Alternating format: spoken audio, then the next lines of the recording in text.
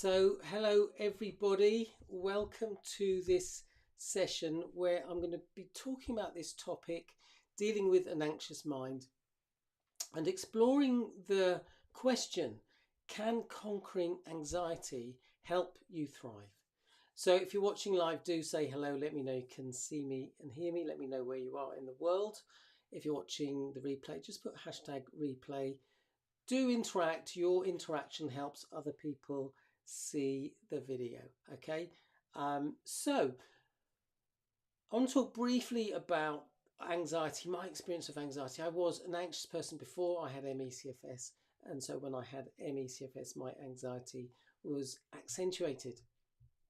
I had ME/CFS fibromyalgia for about 8-9 years, and what really helped me, having done lots of things, including taken supplements, tried herbs, acupuncture, cranial osteopathy, lots of different things. The thing that really helped me was when I learned strategies to help me identify my stress and my stressors and reduce my stress and anxiety. So I now create a lot of content for people with ME, CFS, fibromyalgia, long COVID, videos, PDFs, resources. So do subscribe to my YouTube channel if you want more content. Follow me on Facebook for more stuff, and you're welcome to join my Facebook group. I will put the link below this video, but comment Facebook if you'd like to join. And if you've got any questions as we go, just pop them in the chat. So as I say, when I dealt with my anxiety, my health improved greatly. I went from not being able to walk for 1 minute at times to being able to work full time, play sport, live an active life. I did injure myself. That's reduced my ability to be as active as I was, but I'm still enjoying life. Life is still great. I still wake up every morning, 6:30, ready to go. So, as I say, what helped me was learning mind-body approaches and some practical strategies to help me move forward. I want to share some slides just to illustrate some of the ideas that I want to share. Let me know if that's helpful to you. I'm quite visual, so I do like seeing things in a visual way. But let me know if you prefer slides or if you just prefer watching me talking. Let me know in the chat. So I want you to consider that we've got two intelligences, okay? So first of all, we've got our emotional brain, which takes information from our heart, our gut, and certain parts of the brain. And our emotional brain's job is to keep us safe and to help us meet our needs, to let us know when our needs aren't being met. So our emotional brain is 100% on our side, okay? As well as the emotional brain, we've got a thinking brain. And the job of the thinking brain is to respond to the emotional brain and to guide us to take appropriate action. The emotional brain does not communicate in clear linear ways. So it's the job of the thinking brain to make sense of what the emotional brain is trying to tell us and to respond accordingly. And when that works well, we ensure that our needs are being met. When the emotional brain is sending signals that we're not feeling safe or something doesn't feel good in some way, and we ignore those signals, let's say, for example, someone is being unkind, judgmental, and we don't respond. And it might be that we don't respond because we've become really good at ignoring our sensations in our body, our emotions. Then what happens is we don't discharge that emotion and we experience tension in the body. We might generate some thinking that doesn't help us. Talk a bit more about that in a moment. Dr. John Sarno, some of you may have come across him and his books, said that if we repress our emotions, this causes symptoms. Actually, I think if we suppress our emotions, that also causes symptoms. So the difference between repression and suppression: repression is the subconscious pressing down of our emotions, so it's not something we're consciously doing. Suppression is more an active decision not to act on our emotions. So why does this happen? Well, often as a child, when we experience or have the perception of our core needs not being met, i.e., we're not feeling safe or loved, that results in anxiety and distress. And some of us learn to not feel our emotions, not express our needs, not take action to meet our needs. And so we can grow up not being very good at meeting our needs. And I'm learning a lot about this at the moment. I'm doing a course with Claire Caldwell. You might have heard of her. She's an amazing woman who created the Mind Body Reconnect. So I'm doing her course and learning at deeper levels the ways in which sometimes I don't respond to those emotional cues from the emotional brain, and I'm exploring other ways of meeting my needs that are better, that serve me better.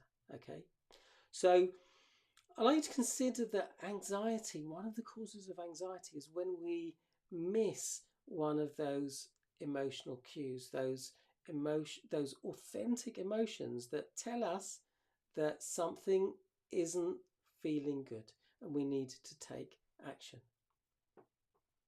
For some of us, we develop strategies for getting out of our body because it's uncomfortable to experience those uncomfortable sensations. And so we tend to go into our mind and overthink. Okay.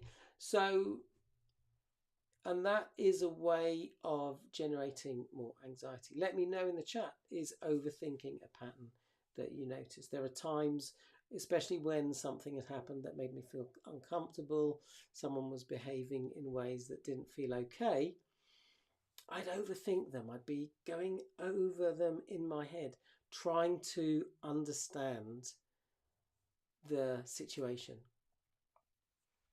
And what can happen is when we do that, we can get carried away with our thinking. So let's just skip. I want to skip a slide. So what happens is, let's imagine we have an unhelpful thought, and rather than just noticing, my mind is generating an unhelpful thought, that doesn't really serve me, that's not really useful right now,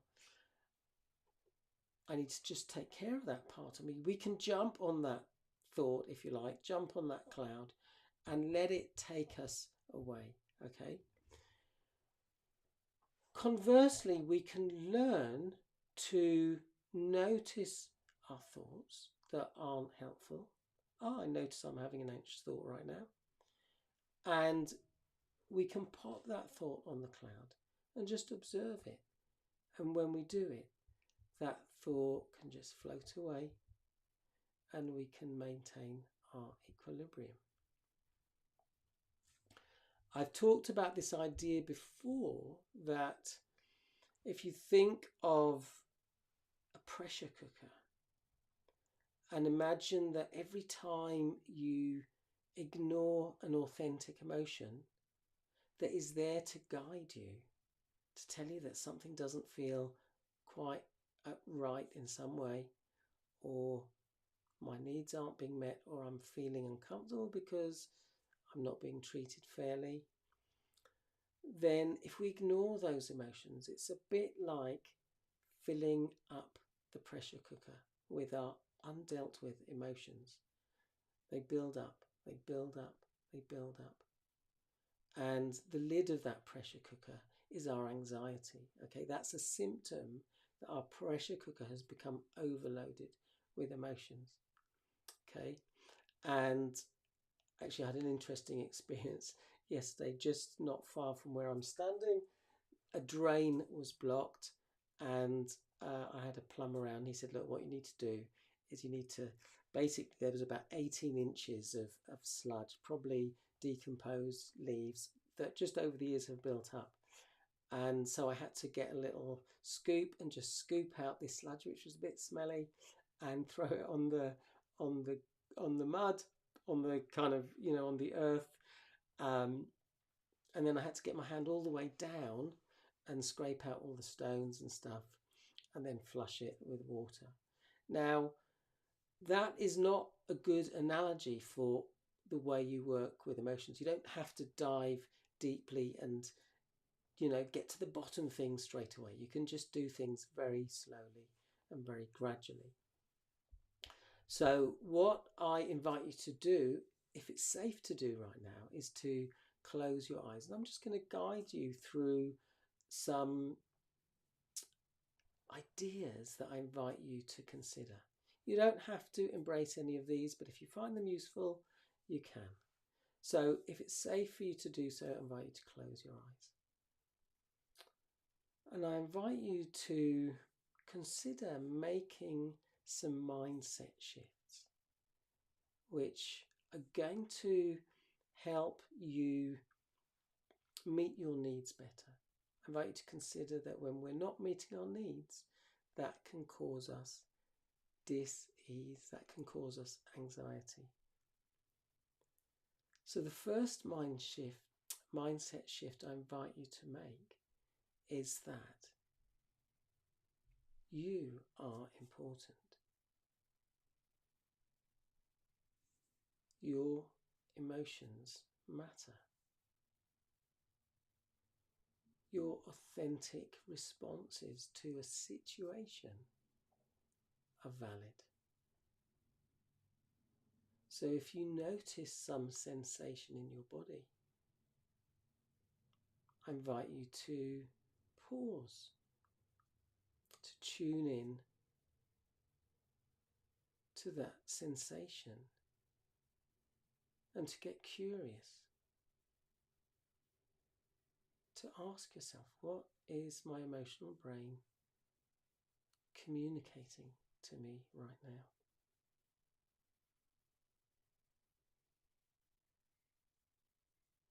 What action do I need to take?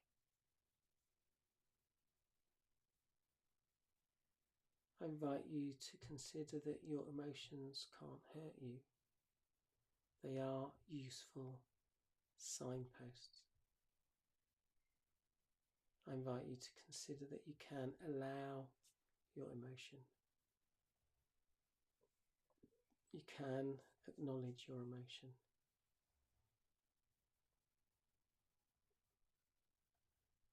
I invite you to consider that your needs matter,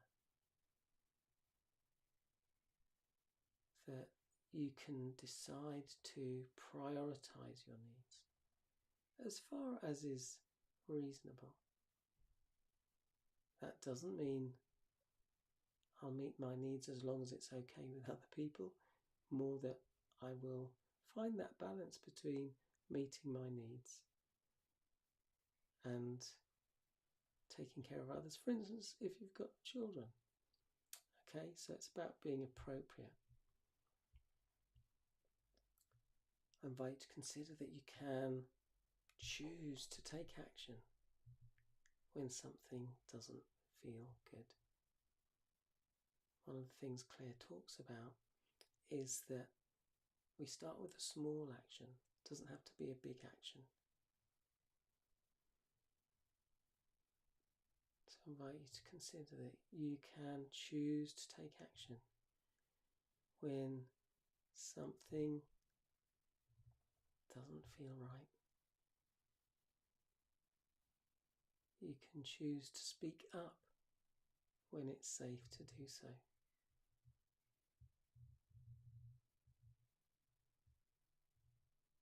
I invite you to embrace the notion that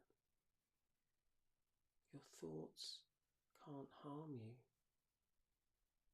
when you just observe them rather than attaching to them. So you can just choose to notice your thoughts. You don't have to jump on the cloud, that thought cloud, and let it take you away. You can just observe it and allow it to float off.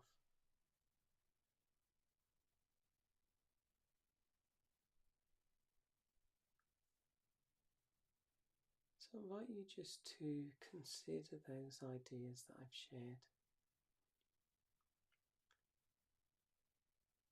I've made great shifts in my energy and well-being by paying attention to what's going on at an emotional level. And I find the more I respond appropriately,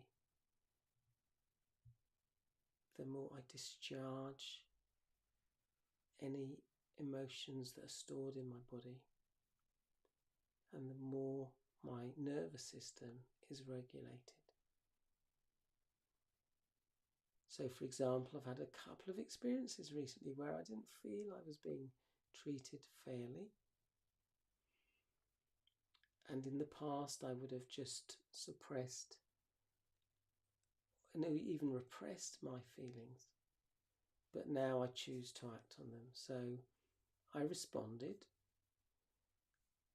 On reflection, maybe in one of the situations I could have responded a bit more skillfully. But instead of internalizing those emotions and then feeling the dis-ease in my body, I was able to express myself in an authentic way. And that resulted in discharging those emotions.